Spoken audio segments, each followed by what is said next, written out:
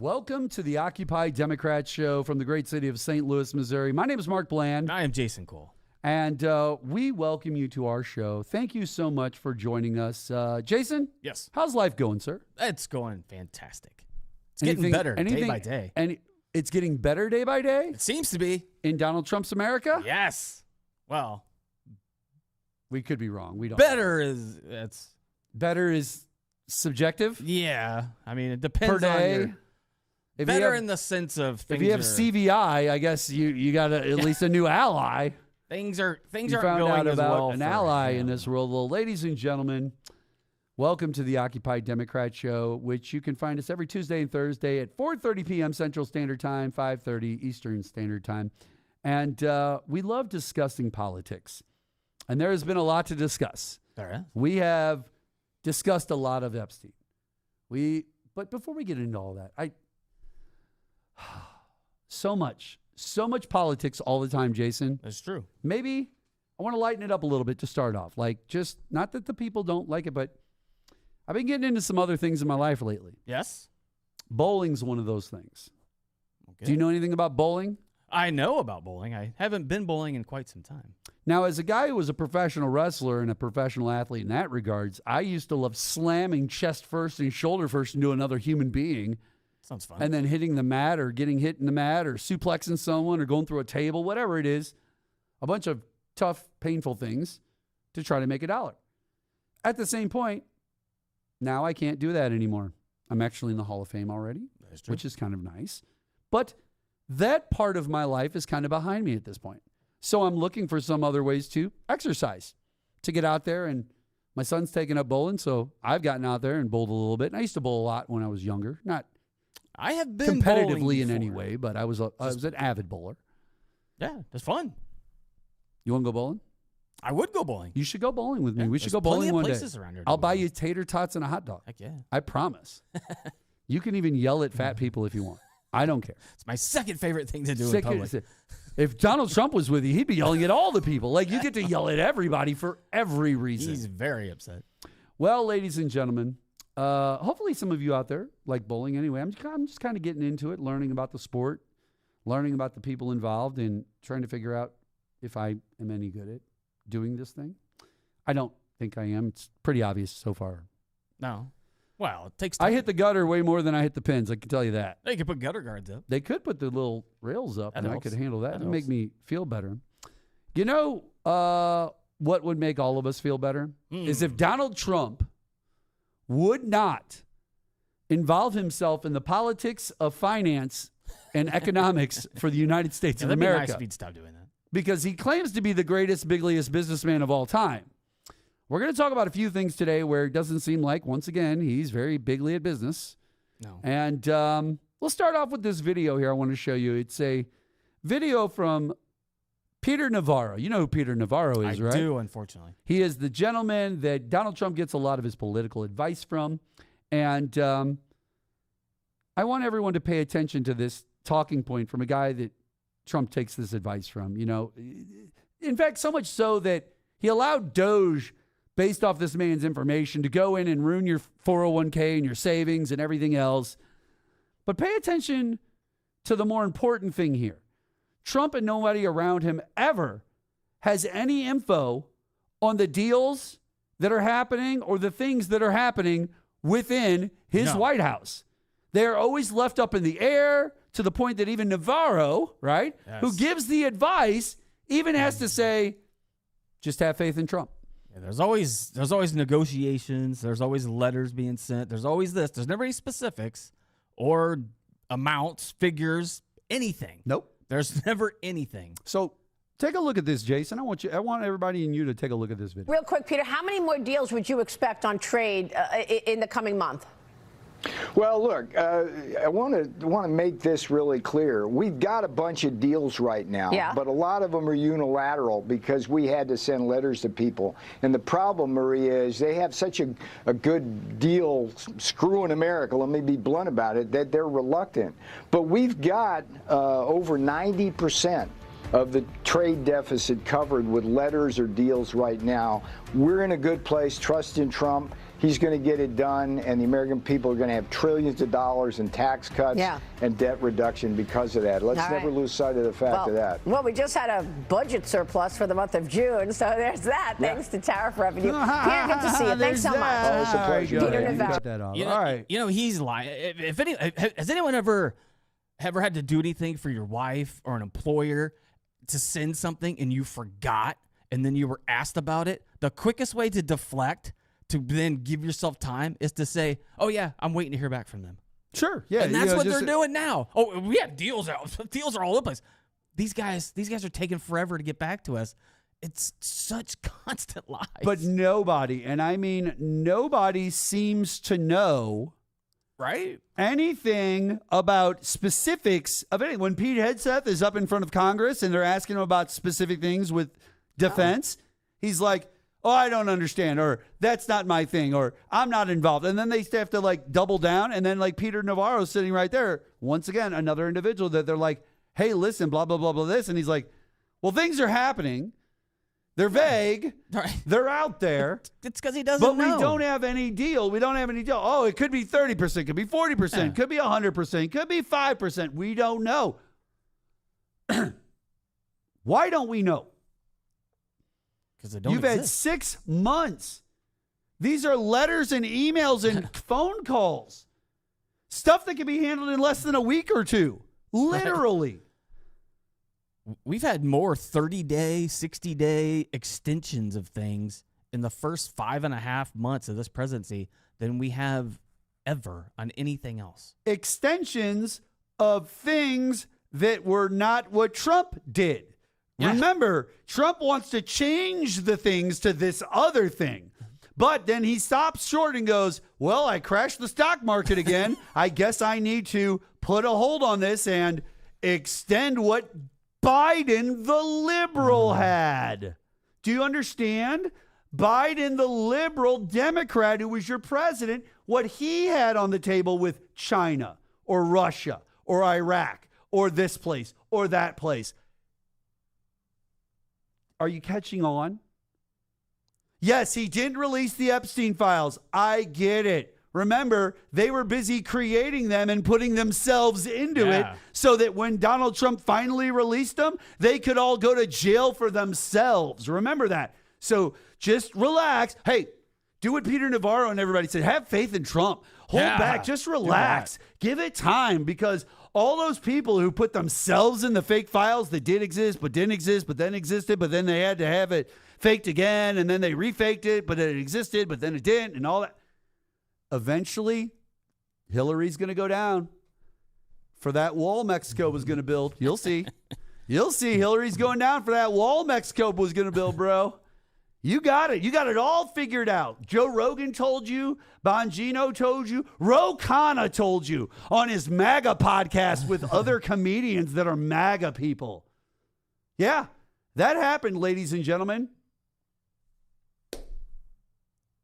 I guess Occupy Democrats isn't good enough for some Democrats.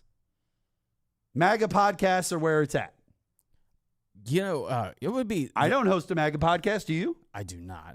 Sorry. I tend not to hang out. We talked to liberals. Excuse me. But what a great move would it be if the Biden administration knew Trump was mentioned in these files and he was all over them, to not put it out yourself, because it'll just get put down as this is obviously a Democratic plant. Let them deal with it. Be like, here you go. Put it out. Don't put it out. It's the perfect plot. Yeah. Just to let them destroy themselves, because these files aren't coming out anytime soon.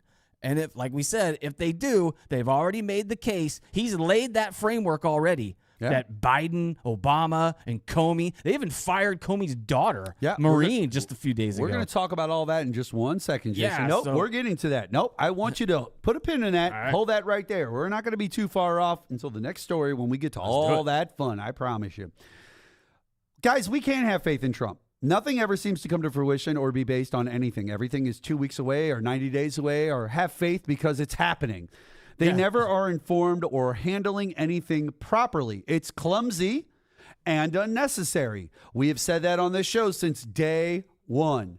This entire presidency is clumsy and unnecessary. The last one was clumsy and unnecessary. After the first term, we wanted Biden to get in there and strip the presidential powers down so that if Donald Trump or someone like him ever got back there, they couldn't do the things that they're doing right now. So, America, liberals, Democrats who love to beat their chest and say, I'm a LGBTQ Democrat, here I am. Well, I got something for you. How about we just hold Donald Trump accountable for exactly what he deserves to be held accountable for? We keep getting no information from all of these players in the Trump administration. If you're a liberal or a Democrat in Congress right now and you're not screaming from the high heavens, listen, we didn't say that Hakeem Jeffries taking 8 to 10 hours to talk was a stupid or a bad move. We just said it was useless and it didn't serve a purpose. Well, it turned out to be ineffective. Right. It was ineffective. It just pushed things out 8 hours further that didn't matter. I think what they were trying to do was to see if there were Republicans that had any sense or a heart. Sure. And it turns out they don't. And they don't. And he wasted 8 hours of his life. Guys, we as a country are sick of Republicans saying there's something there and then lying about literally everything that comes out of their mouths. In fact, discussing Republicans at this point has become, and the liars are at it again today. This is the new lie. That's where we're literally at. Yeah. Every day is, and the liars are at it again today. Here's the new lie. Where's the value in that for our country or these people doing this for their careers? Because I don't see their careers getting any benefit out of these things either. What I can tell you is, the pendulum we talked about on the last show swinging back, and when it comes back, bro, it's cutting heads. Clean off. Trust me. Oh, you don't think the Epstein file's coming out after the next liberal gets into power? Oh. Those things are coming out. Those are coming out day or week one. They could be out in 2027. Listen, if they don't come out, I promise you people will be at the White House, at the door, knocking on it. Yeah, it used to be This is your time where you got away with the BS. You won't get away with it again, no matter who the next president is. Liberal, Republican, I don't care.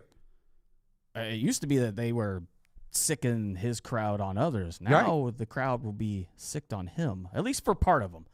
Some of them are taking no for an answer. Let's get into a little bit about this, because I'm going to go down a road that I think people need to know about. So late in the middle of the night, right, in a late night vote, Senate Republicans passed a bill rescinding $9 billion in previously approved funding for public broadcasting and foreign aid, aligning with President Trump's agenda. The 51-48 vote saw Senator Susan Collins and Lisa Murkowski, who cares, join Democrats in opposition. Still don't care. Do you see? You joined us and I don't care, Lisa. Screw Alaska and screw you. That's it. None of you are getting away with it. The internet is not forgetting any of this. Jason, did you forget that Lisa Murkowski screwed everybody on the big bill with Alaska and made it so that Missouri and people in Missouri don't get benefits, but her people get benefits? Nobody will forget that. Nobody's forgetting that. Josh Hawley, Mike Kehoe, all you losers. You're losers. Yeah, I said it. Come sit down on my show with me. I'll say it to your face. Come on. It's right here. I got cameras right here. Metro, Jason, sit right here. We'll call you a loser to your face. We'll tell you exactly why you think you're tough and why you're a loser. Get it? You're not going to punch me. I'm not going to feel it. I don't care. So I'm going to say what I say. You're going to get mad. You're going to throw a punch. I'm going to eat it. And then I'm going to smoke you. And then I'm going to explain to you how you're not a liberal like me, how you need to be a better person in this world like me, and that get up. Try to get up. I'm serious, guys. This is getting ridiculous. 2:30 in the morning that they're defunding this. Show this video. This is 2:30 in the morning. 51, the nays are 48, and on this looks vote, like Mark Wayne Mellon. Could be wrong. the bill is amended as passed. There it is. A 51 to 48 the yeas are 51, win for them. The nays are All right, 48. you bring it now. Yeah, cool. Now more people are misinformed. Way to go, guys. Jason, let's talk about this Epstein stuff. Let's talk about this defunding NPR stuff. Let's talk about a little bit of all of it. All right. Here we go. Me and Jason are both fathers. Our team here, they don't have children and kids. We do. We have teenage kids. Mm-hmm. We love our children. We care about them as much as anybody else could possibly care about their children. Jason, when I say PBS to you, the words PBS, what's the first thing that you think of and comes to your mind when I say PBS? Sesame Street for me, PBS Kids for my kids. Sesame Street for me. Yeah. When people say PBS, they don't go, Ken Burns, Civil War, yeah. They don't go, oh, Ken Burns, baseball documentary, yeah. As I got older, that's sure, what I they're went cool. to. No. Great Ken Burns. Ken. But for children. Thank you so much for paying more attention when you were in 10th grade to that video the teacher was showing in social studies than anybody else. We appreciate it. You've done extremely in-depth information and interviews about the Civil War and baseball and this and that. Thank you. Especially that Vietnam documentary. That was fantastic. But to get back to the point, when we say PBS, we think of children. Hey, Jason, when I say the Department of Education, what do you think of? I think of children. Wait, what? Yeah. So when I say PBS, you think of children. Yes. And PBS children. Yes. Because your kids and my kids and all the kids who grew up watching PBS, like I said, it's not against Ken Burns. We get it, that's there, but we all think PBS kids. It's about kids, children. The kids watch Big Bird and they watch Elmo and they watch all the fun kids, right? All that stuff. Department of Education is our kids going to school. That's schooling for children. Funding for all children. Funding for all children across all the states, all the different stuff to help them with a lot of things in their lives. Hey, when I say protect the Epstein files and don't release them, Jason, what's the first thing you think about? I think of Republicans. Doing what? Hurting children. Wait. Or allowing it to happen. Wait. Hurting them or allowing it to happen to what again? To children. Oh, shoot. Ladies and gentlemen, if you haven't been paying attention to the big picture Mark Bland on Occupy Democrats just put together for you, I hope some of you over at Midas Touch, Tennessee Hollas, all the places that like to put up video clips, pay attention. It seems like Donald Trump and the Republicans, as much as they wear a shirt that says, we hate pedophiles, they hate children. And not just any children. All children. Children in their own schools. Children in their own states. Their own children that sit next to them. Now, out in public, directly in front of your face, they love their children, not your. It's me, not thee. It's always me, not thee with the Republicans. So they love their children, not your children. Doesn't matter how good your children are. Your children could give their children $1 million.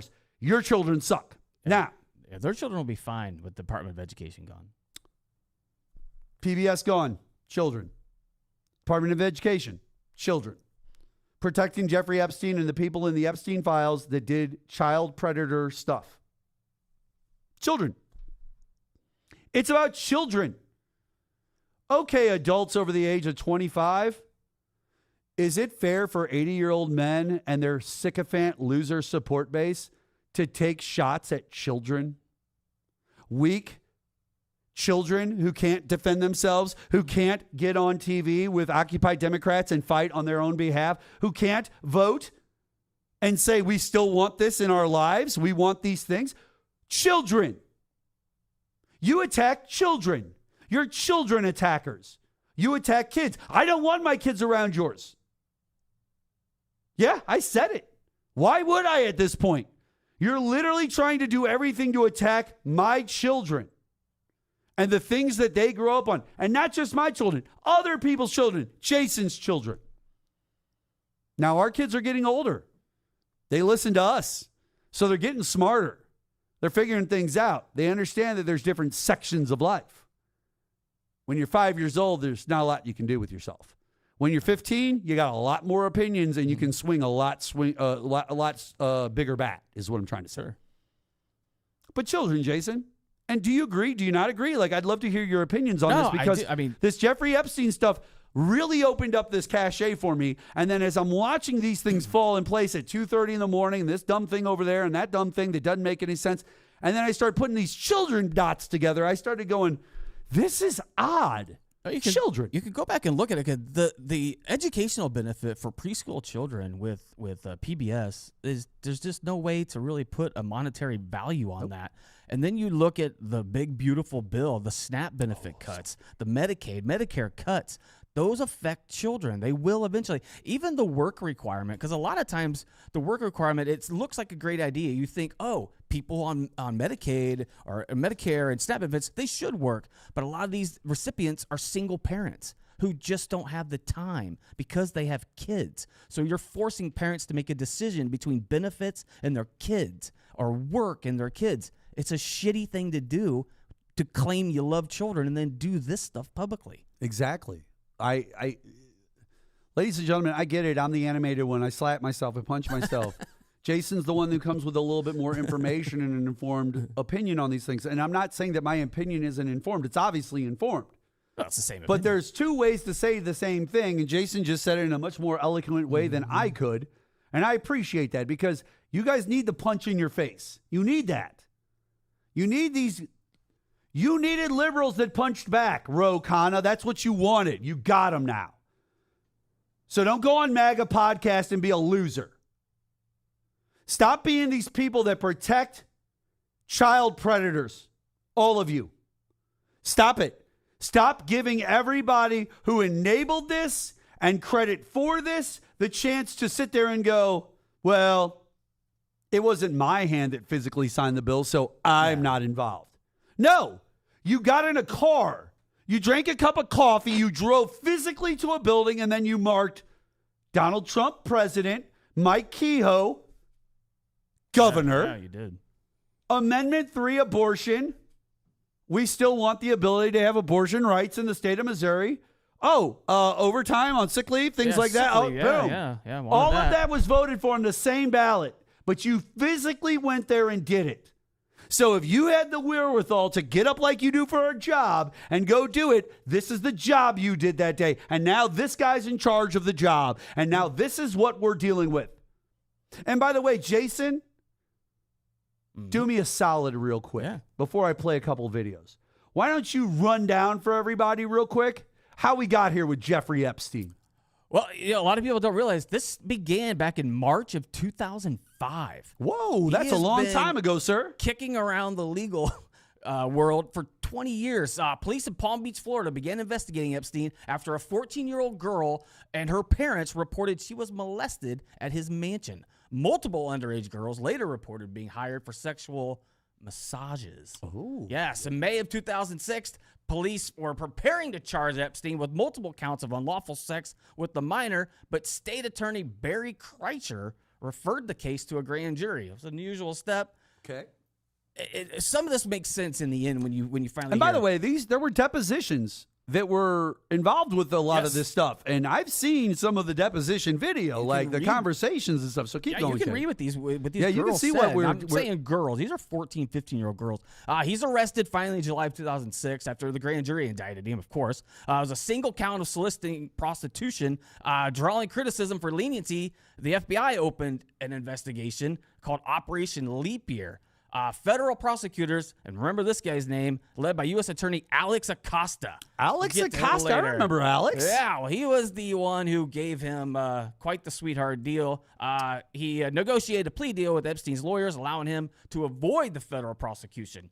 So Was he the one who had to step down after the fact? He eventually became Donald Trump's labor secretary on his first term. That's Alex Acosta. You brought it up on the last show, though, That's right? him, yeah. He pled guilty to 2 counts, state charges, soliciting prostitution and soliciting prostitution from a minor. He got 18 months. That's what he got back in 2008, 18 months, thanks to Alex Acosta. Oh. So 10 years go by, and the Miami Herald in November of 2018 publishes a series exposing Acosta's role in Epstein's lenient plea deal, renewing the public interest and scrutiny. And when we talked about the grand jury earlier, one of Acosta's comments he made in an interview was he said he was told, and he later rescinded this, I do believe, that he was told to leave Epstein alone because Epstein is intelligence, suggesting that Jeffrey Epstein had some sort of role. Well, they claimed he was with Mossad. Yeah, some sort of role with our intelligence services. But Israel claimed that too. They're the ones from their end that said he was doing intelligence on behalf of Mossad, all that. Yeah. So he's rearrested in July of 2019. He's returning from Paris. Federal prosecutors in New York charged him with sex trafficking this time, conspiracy to traffic minors, dozens of girls. He was looking at 45 years at this point. He pled not guilty. He was denied bail because he was a flight risk and considered a danger to the public. He was held at the Metropolitan Correctional Center in downtown Manhattan. Forensic psychologist evaluates him, finds no mental illness, but recommends suicide watch. Even though he says he's not mentally ill, apparently he's just having a break. 2 days later, he's removed from that observation, placed in that special housing unit, suicide put back on. He got denied $100 million. He asked for $100 million bond. Remember when we said last show that Epstein wasn't just some guy. He wasn't just some random guy. Very, very rich. Like one of the wealthiest people. $100 million bond, even 10% of that bond. Yeah. 10% of that bond is still $10 million more than anybody gets. Yeah, and that was a request for house arrest only. He wasn't going to be free to move around. That was denied. So 5 days later, I don't know if people realize this, Jeffrey Epstein actually attempted suicide one time earlier on the 23rd using a bed sheet, same way that he finally apparently did it. Placed back on suicide watch. So 8 days after attempting to commit suicide, he appears in court, has no injuries. They note he has suicidal tendencies, but determine after an assessment the next day, suicide watch is unnecessary. We don't need to do that. The very next day, his cellmate is transferred. Right. Why? Who knows why? Nobody knows why. Leaving him alone. The 2 guards, Tovin Noel and Michael Thomas, failed to perform the required checks on him. A guy who was on suicide watch, who they know is alone, they don't go check on him at 4 and 10 like they're supposed to. Instead, they falsify these records. And maybe, ladies and gentlemen, I'll go one step further. Maybe, just maybe, Jeffrey Epstein did commit suicide by himself. Okay, fair enough. Doesn't mean that Donald Trump's not in the file. It literally has nothing to do with the file. Him committing suicide has nothing to do with the file. That's a choice. If he decided to commit suicide, fine. Still release the file because the names are in the file. This is just laying out, showing you how we got here, how we got to this moment. Because at 10:30 that night, Noel briefly approached the cell tier, looking down. Sure. That was the last recorded check of Jeffrey Epstein. 8 hours later at 6:33 a.m., an alarm sounds in the special housing unit. He's found unresponsive, around his neck, hanging off his bed. Guards attempted to perform CPR, but this, I thought this was, I don't know where this. Hanging off his bed. Yeah. I'm not sure where this is located to the hospital, but in only 6 minutes, he was pronounced dead at the hospital. Doesn't that seem a very quick time to get him there? Now, I'm going to be very honest because we've talked a lot about this Epstein stuff, and I don't need to get into it. By the way, a couple things here real quick before I play these videos and stuff. Ghislaine Maxwell's father, Ghislaine Maxwell's father, Robert Maxwell, was a Mossad spy. And a former Israeli intelligence officer, Ari Ben Menashe, said Epstein ran a Mossad honeypot operation after being recruited by Ghislaine Maxwell. So that's where the intelligence side of this comes in. And by the way, a really rich man like that with a lot of powerful friends like the Donald Trumps and the oligarchs that want to hang out with other really rich men and do really rich men things, right? Being a spy like this totally would make sense because you're going to be around very powerful rich men who make these decisions on behalf of politics. And a lot of times these guys are just information collectors. Yeah. It's not that Jeffrey Epstein has a gun and a secret outfit. Sure. He's just collecting information as he goes about his daily business. But a lot of people don't know Jeffrey Epstein had associates who were also arrested. Jean-Luc Brunel, he's an alleged Epstein associate. Sure. In December 16 of 2020, he was arrested in Paris of charges of rape and sexual assault of minors. He also died by suicide February 18th of 2022 in a Paris prison. Now, with this, I want to play a couple of things. First thing, could you pull up the Epstein-Dinesh video? I'm going to talk about the Epstein files, and I'm going to make the case that even though there are unanswered questions about Epstein, it is in fact time to move on. Part of being on a political team is maintaining a certain amount of maturity, recognizing you can't win them all, recognizing there are some things that are important to you that are less important to the guy that you've put in charge who is trying to focus on things right in front of him. And so having a sense of perspective, having a sense of balance, having a sense of maturity, I think is more important even than getting to the bottom of what really happened with Jeffrey Epstein. Okay, take that down. Time to move on. A former president and a current president might be in these files. They might have done something. Yeah, super illegal. Remember, Joe Biden is in these might be in these files. Like, he's a bad man, guys. Remember, he was always whispering in his granddaughter's ear. Yeah, right. Ooh. You know, here's the thing, though. His granddaughter, it's always his own. It was always his own family members. There was never a picture of this or a picture of that. That person, all these other people. Nope. Wasn't a party of. It was always just his own family members. They're like, God, look at him hugging his family. It's because you hate children. You hate your own family. You hate your own kids, your own wife, your own life. You hate the fact that you got to get up early in the morning and go do a trade labor job in the hot sun every day, that you never get anything from Donald Trump. The first time that he ever gave you money because of COVID, you were so happy. You guys posted your pictures. Yeah. You clapped a lot. 4 years basically went by. You had to have an entire country and world crash to the ground for you to get a $600 check from this loser. And by the way, Biden gave you a check too. Yeah, he did. And you yelled at him for it. You said he was a piece of trash.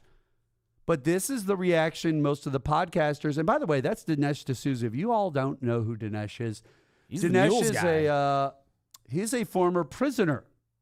That's right. He's a former, well, I guess you could say former in this case. Tax cheat, wasn't he? He's a former immigrant who migrated here, did it the right way. That's fine. Whatever. Within his first few years of being in the United States, already had committed a crime and was sent to prison. Yeah. So a foreigner, an immigrant, came here, did it the right way, has a podcast that a bunch of MAGA people love to this day. But he went to prison for being a criminal. He's a convicted felon. You know, he might be ready to move on. But, you know, I bet a lot of people don't know. In June of 2023, Deutsche Bank, remember them? And JP Morgan Chase, Deutsche Bank settled $75 million. JP Morgan Chase agreed to pay $290 million to settle lawsuits brought by Epstein's victims because they alleged that the banks facilitated this type of behavior by handling his accounts. So just by having a bank account. Just by having an association with them, they had to pay out that type of money. And Dinesh D'Souza wants to move on? Yeah. He's had enough? It's been 4 freaking days. What about, by the way, what about this whole... when you're on a political team, you're going to have to take some, we understand how the weights of justice and balance work when it comes to trying to figure things out on behalf of the country. Sometimes you have to move on, right? Because you can't win them all. His political team has been complaining about an election that's almost 5 years old. Move on my ass. Screw him, man. Was he the guy who did the 2,000 Mules? Yeah, he's the one. Oh, that debunked terrible movie. Complaining about the election of 2020 being rigged, right?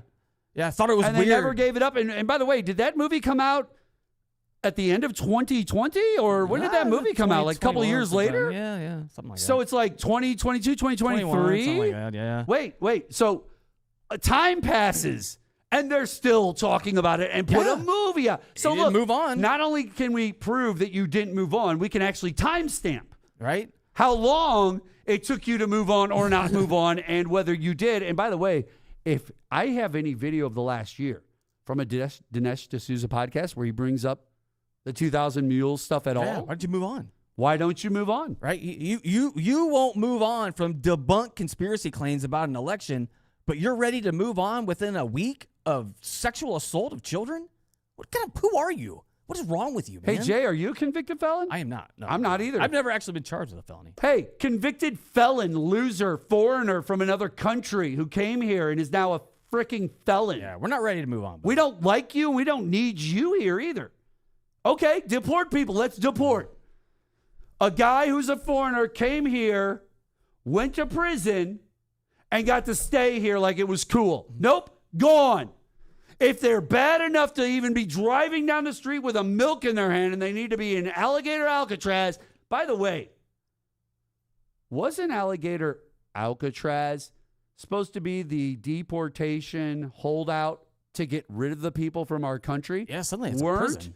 they supposed to be? Listen, they have been living here for years. Even you know what? Do you know who lived in the United States of America during Donald Trump's first term in presidency, Jason? Who? Kilmar Obrego Garcia lived here. Good.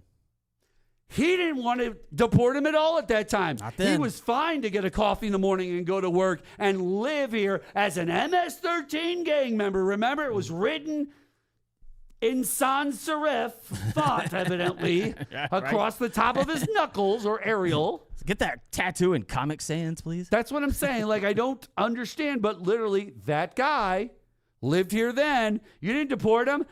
So if it was all about catching the people that were bad, then catch them and get them out of the country. Why do they need to stay at Alligator Alcatraz? If you're so apt to get them out of the country and you have all the proof, then let's process them. Oh, there's the issue, Jay. We forgot that last piece I just said. That due process shit. Yeah, right. That's gone now. We're going to flake that away. All right, ladies and gentlemen. We're going to flick other things away like this section of the show. We are going to take a quick break. And when we come back, and I mean when we come back, let me see what I got for you here. Oh, is that? Nope. Let's go there. Jerome Powell. He was another part of Trump gaffe. We're going to talk about that on the Occupy Democrat show right after this.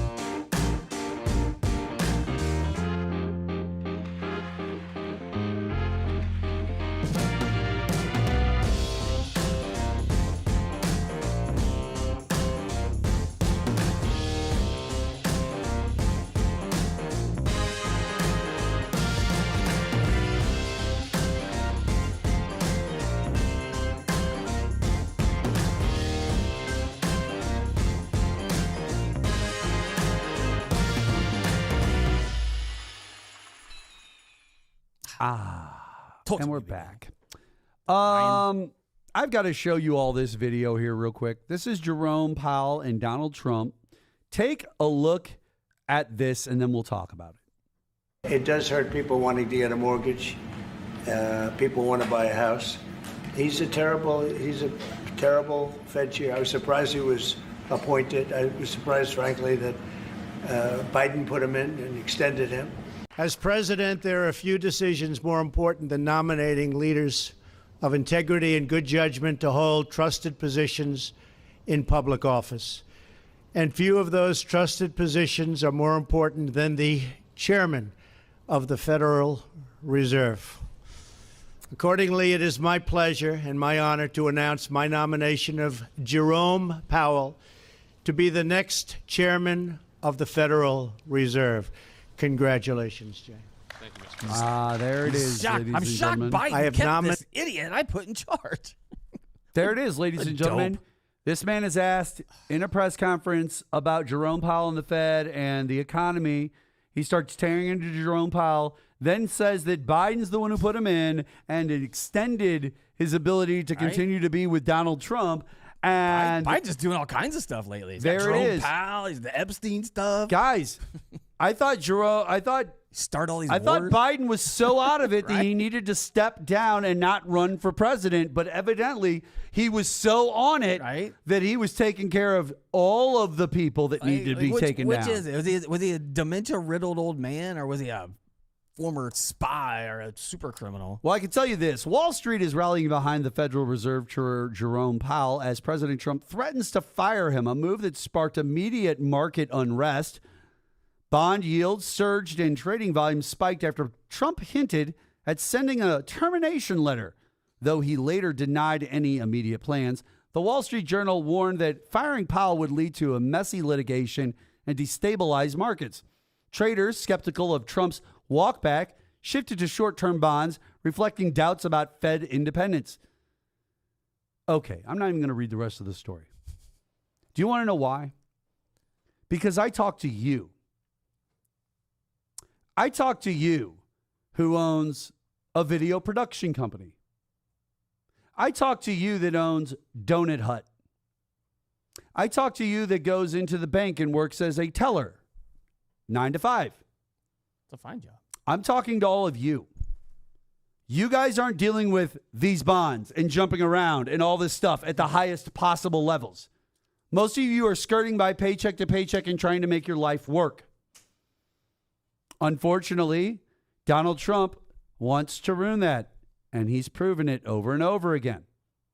So now, Jerome Powell is the focus of getting attacked because he exists. I sure hope they've extended protection to Jerome Powell.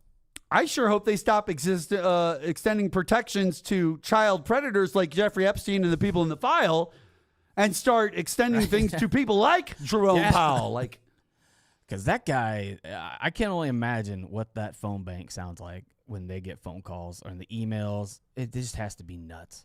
if you were the person, like if Trump fires Powell, the guy he put into the position, then the markets are going to crash as expected, ladies and gentlemen. The guy leading has no clue who's working for him. It's Biden, but for 4 years and at his worst possible. Like, hear me what I just said. If Biden was so bad he needed to take a step back and not run our country, imagine if he had just stayed there, got to run the country as bad as you said he was, and did a bunch of stuff like this. Well, we got a guy. You'd be angry. We have a guy who can't even remember he appointed someone 8 years ago. And you're telling me that the president I wanted was demented and stupid and doesn't know what he's talking about. And this guy is, and this guy, he doesn't remember. Who was it? He couldn't remember the prime minister of Japan. He called him Mr. Japan. Mr. Japan. Oh, Tim Apple. Tim Apple. Tim Apple. Don't forget about Tim Apple. What are we talking about here? That's Tim Cook from Apple. He's the CEO of Apple. I'm not some financial expert, and even I know that the Fed chair has to be independent. It is the most independent person in the government. Everyone sees how the economy's doing via gas station signs. I'm dead serious. Yeah, the cost. I'm not even trying to be funny with you. There's one on almost every corner. You pass 2 or 3 going to every place you go to. Yeah. And the price is right there. And as long as the prices stay in a relatively decent spot that we can afford, people aren't going to complain. I'm still mad that it's at $2.50, $2.70, $3, whatever today, when I used to pay $1.05. By the way, I even made that point on this show. It used to be the same $40 a barrel in 2001 as it is in 2025, but you pay $3 for your gallon of gas today, or $4 or $5, depending on where you live, and not $1, $1.10, $1.25 like in 2001. It doesn't make any sense. No, since he's taken over, I haven't gotten gas for under $2.70, and that's with like member benefit things at certain gas stations where you have like a card or a code and you get a few cents off. That's with that. Gas is not cheaper. He is literally lying every 5 seconds he talks. Oh, yeah, gas is not cheaper. It's not. It's $2.99, $2.80 something here in the St. Louis area. It's not $1.99 anywhere. That just doesn't exist. Oh, $1.98, sorry. Oh, yeah, it's $1.98. Sorry about that. 1 penny cheaper than $1.99. If you make the lie more specific, it sounds more believable. Well, you got to choose a number that sounds random and off the top. This doesn't sound made up. $1.93 gas, and it's like, wait, what? Okay. He gets all specific and 9/10. America, you guys have a real choice to make. And that choice is coming in 2026. And I really hope that there's an America to fight for or on behalf of in 2026. But he's going to rig that election. He's going to do everything in his power to gerrymander and rig the 2026 midterms to his advantage because he knows he's already destroyed. This Epstein thing, Jay, you said it off the air in a text to me. Might be the biggest crack, like the largest crack in his base and his groupings. Here, we'll talk to you specifically, red-pilled libertarian. Sure. You call everyone you disagree with a pedophile on Twitter. Every single person. Every single person. One political party has stopped you from finding out who the pedophiles are. And that's the Republicans. That's it. So, my red-pilled libertarian friends, where do you fall on this issue? You probably want a liberal now because they might actually release the Epstein file. You know, like, if someone you knew and cared about could have possibly committed a horrendous crime and there's a way to find out either way, would you not want to find out? I would. Like, I hold Bill Clinton to a high esteem. I thought he was great. Can I ask you a question? But he's got personal failings, and if they go that deep, I want to know. Let's say a liberal gets in there. Yes. But they don't release the Epstein files. Same now, thing. how do you feel about that? Like same way. Same way. Same way. What are you doing? We don't want to. We're not against children. I don't. We had that at the beginning of the show. Children. You hate children, Donald Trump. You hate children, red Republicans in red states. You hate your own children. You hate the other people's kids. You hate children. You killed PBS. You killed the Department of Education. You're protecting Jeffrey Epstein and the pedophiles. You hate children. Like I'm still mad that they let Michael Vick on the Fox football show. There you go. You think I'm not going to be upset if a liberal president hides these files? Whatever. These people are crazy. You people are crazy. You Trump supporters are crazy, crazy people. And by the way, Jeffrey Epstein killed himself, and Ghislaine Maxwell went to jail for a lie and a hoax. Yeah, something that Joe Biden made up. That seems like a real far way to go to sell the lie to the world, right? To go sit in jail for a decision that you never made and never was a part of your life. You're like, you know what I'll do? After I did all this, I will self-prison myself. You know, self-deport? I'll self-prison myself and just sit in a prison for 20 years because I feel like it. She definitely seems pretty chill for someone that had that happen to her. How dumb are you, police officer, that investigates crimes every day, and then you're watching this go down, and you know how it gets handled with the courts, with the prosecutors, with everybody. You were the dumb red Republican who literally knows how courts work and then tried to defend 34 felony convictions from Donald Trump. Yeah. Because you don't understand how your own investigations work. Because you're a moron. All right, that's people like Uneducated. Cash Patel and Dan Bongino. Don't care about your Southwest Missouri State master's degree. Got it. You're stupid. Nobody cares. You're now It's FBI dumb. director, assistant director. You know everything that the FBI found and looked at during Mar-a-Lago Yep. and all the other stuff. Yep. What are you thinking now? You know it. You know it because it's your information. You It's are your now in information. control of it. Yeah. You know the truth. Open up. Well, Jason, Yes. we could sit here all day long and talk about a million things in the world of politics. Yeah, we should talk about things that make But- us happy. If you want to talk about hiding or protecting something, yeah. let me show you a video that's going viral right now, ladies and gentlemen, from a Coldplay concert, because this is pretty interesting. Yeah. Oh, look at these two. All right, come on. You're okay? Oh, he dumped down real quick. Look at that. She turned they're having an back. affair No or they're face. just No very face now. Everybody, look. Yeah, that guy's been gone the whole time. Then she dips out. She's like, oh, no. That was The kiss cam. astronomer CEO Andy Byron with his arms around the company's what they call a chief people officer. Cheap people officer? That must be woke version of human resources. That is a hell of a people That's a officer nice one. right Yeah, that's what they call human resources apparently. Kristen Cabot, during, like you said, a kiss cam segment. Coldplay frontman Chris Martin could be heard there saying, oh, look at these two. I don't know if he caught it on there because it's kind of muffled, but he says they're either having an affair or they're very shy. Now, Jason, hold for there for a Yes. second, because it's important that I point this out. Like I said this to Metro off the air before we got on the air. What's crazy about this is you're live at a Coldplay concert, so you're already at a stadium, okay? Yeah. There's 80,000 people there. They see that already, and they all got cameras going for the concert and the this, that, and the other. What's worse is the lead singer, who's super famous and married to Gwyneth Paltrow, the actress, says live on stage, oh, you must be having an affair. That just made things 50 times worse immediately.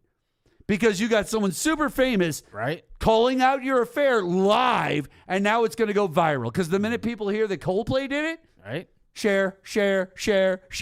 Oh, it definitely got back. I do believe his wife, I'm not going to give her name because she didn't do anything, but she took his name off of her Facebook profile.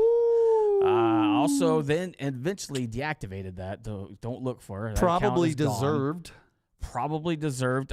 So that astronomer is a data orchestration platform valued at over $1.3 billion since July 2023. It I has wonder his if they wife's would name. like Donald Trump to come run their finances for the $1.3 billion right? company that they are. I wonder if they would be super into him just walking in all hot and bothered and handling business. Yeah, the sad part of the story is they do have 2 children. I don't know the ages of them. They probably aren't very old. That guy didn't look very old. But Guys, once again, the internet's going to catch you. Yeah. Cell phones are in everyone's pocket. Hey, thieves, I mean, I've had murderers, people who think they're getting into a fist fight outside of a bar and they're going to get away with that punch that almost kills somebody and puts them in a coma. Nope. Like, guys, it's literally in the pocket of every person. Yeah, everyone knows. It's literally in the pocket of every person. There's nobody who doesn't know that the phones are all there. You have to be a complete moron. I mean, I watched that video. Maybe you should use a telescope at your astronomer company and see the picture for what it's worth, because you weren't. I understand the bro code. Bro code's fine. I'm not about to put this guy down, but Right. that doesn't look good. I've had friends that are female. I've given hugs Sure. and events and things like that. Of course. That doesn't look like any hug I've ever No, given. that's what you do with your wife. You Yeah, put your that- arms around her and you hold her while you watch the guy on stage, and you Right. just kind of relax. And it doesn't look like anything you were caught in for like a second that looked bad. Like It looked like you were comfortable, like you've been doing it Yes. for a while. like you were there and we're gonna stay you almost there. look like you were a couple that was supposed to be there as a couple, is what you literally look like. You look so comfortable. The kiss cam found you. Like those people are scouring the crowd looking for those people. What was their names? Kristen and what? What is his name? Andy, I do believe. Andy Byron. And, Okay, Andy and Kristen, listen. Yeah. Go to your Kristen significant Cabot. others. Tell them that you're very sorry and that you would like a divorce and that you want to get out of the relationship. Then go start dating each other if you're that comfortable with each other. That's it. It's that simple. Be honest with the other adults. Get away from the situation if you need to and move on in your life. Yes, it's going to be messy. Yes, you have children. Yes, it ain't going to be fun. Just like this Jeffrey Epstein shit. Yep, it's all going to suck. So I would say if you're friends with Andy, he's probably not going to be picking up the check anytime soon. He may lose half his money and potentially his job. Probably going to lose his job. And, we were asked off the air, what about company policies? Well, I think one of the biggest issues I've come to notice over the last few years is no matter the business or the company, they don't worry about relationships between individuals that get sexual or otherwise, that go deeper at most companies anymore. They might have it in their bylaws. They might talk about it all the time. People behind the scenes are messing with each other and screwing around and trying to ruin relationships and marriages. Oh, sure. These all the time. These aren't the first. Here in St. Louis and everywhere else. Yep. North County specifically, South County specifically, West County specifically, Lake St. Louis specifically, and that's our area. St. Charles, all of that. Yep. You're all working, you're all talking, you're all texting, you're all doing things with each other, and your bosses don't know about it. And by the way, you should get fired. Yeah, you can't do that. You should get fired. Now, if these two are hooking up on their own private time, behind the scenes, has nothing to do with anything else, so be it. But if that's not the case, then you guys need to handle this in a much better way, because that looked dumb. Yeah, maybe they can move to Lake St. Louis. It might fit in. Now, I have another story, and this is a big win. This might be the bigliest win ever, Jason. Ooh, I like bigliest. Bigliest wins for Donald Trump are amazing. Are you ready for this bigliest win? Let's do it. Coca-Cola says it will use cane sugar moving forward in their sodas.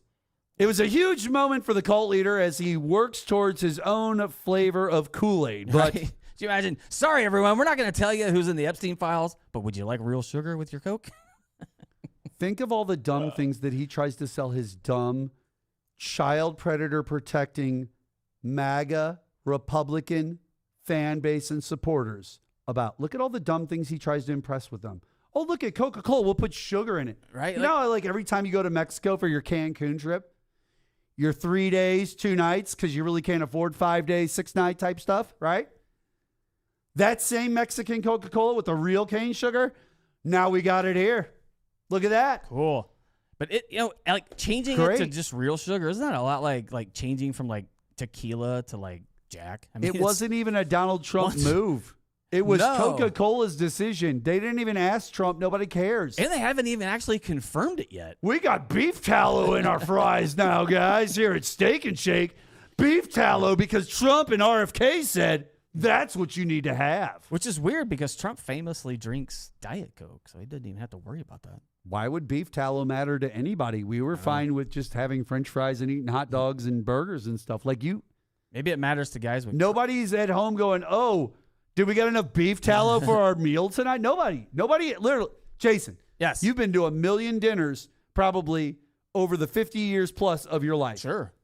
Has anyone ever been like, do we have enough beef tallow, those specific words, at any family get-together, cooking situation, or anything that you've ever been to? In fact, you might be the first person to ever say that word in front of me. The only reason I even see it is because I see it on all of the billboards for Steak and Shake. It says we have beef tallow, and they're proud. And then when I looked it up, it was because RFK Jr. told everybody beef tallow is what they need to start using. Way to go, RFK. Is that for guys with chronic venous insufficiency? All right, here we go, Jason. Yes. Based off of our amazing story that we had with our friend and her friend that got caught at the Coldplay concert. Money can't buy love, Jason, but what if love could buy money? And I'm not talking about marrying into money. I'm talking about money to get out of a marriage, all right? Here we go.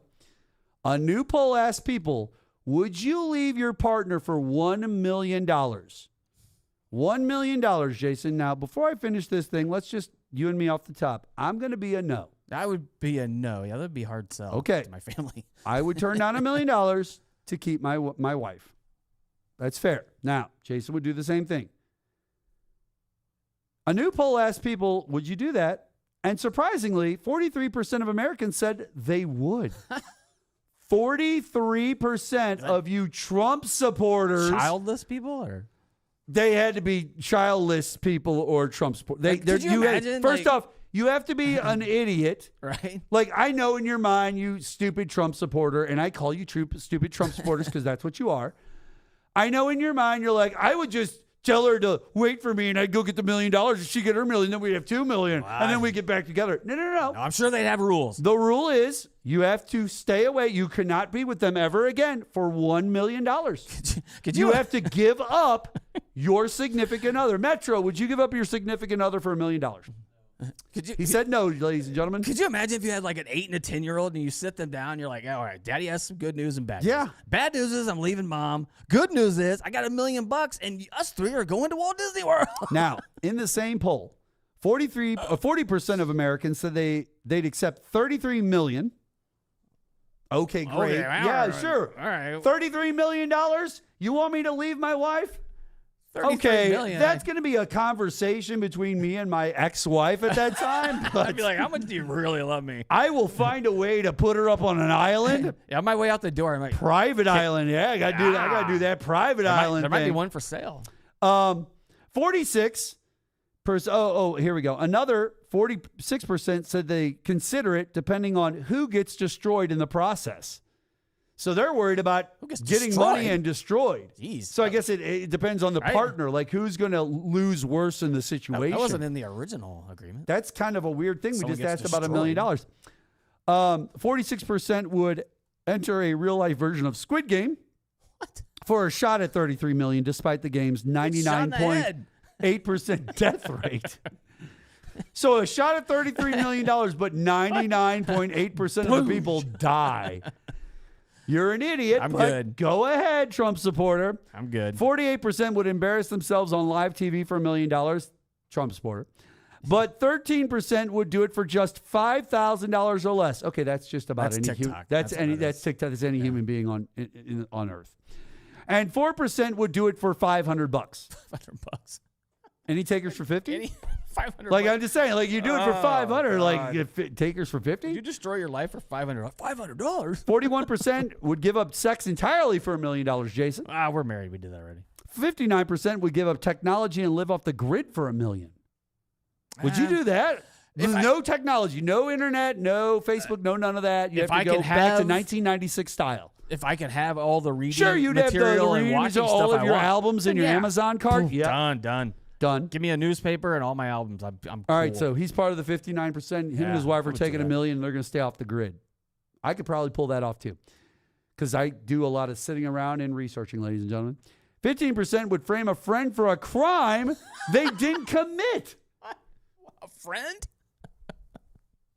Maybe someone I don't like, not a friend. Where do you draw the line? Facebook or something? Like, I don't understand. Like, why would I frame a friend? Frame a friend. I didn't commit. For 15% of people would frame a friend for $1 million. That's horrible. What are you doing? And finally, 54% would reject $1 million in their parents if their parents controlled the money. And 38% would pause the deal if accepting it meant their enemy would also profit. So if they knew that their enemy was getting some money. Now, my parents have controlled my finances my first 16 years of my life. That's a great question. Almost Squid Game style. Yeah. You could have $1 million. We'll give you $1 million. But the person you hate the most on this earth gets $1 million also. The minute you get $1 million, would you accept that $1 million? That's my final question. I'm going to even close my... I would, because that's some heavy level of spite that I would hurt myself and my family just because I don't want that person to get it. And the person that I hate the most already has millions. So there you go. There you go, ladies and gentlemen. That's going to do it for us on this episode of the Occupy Democrat Show.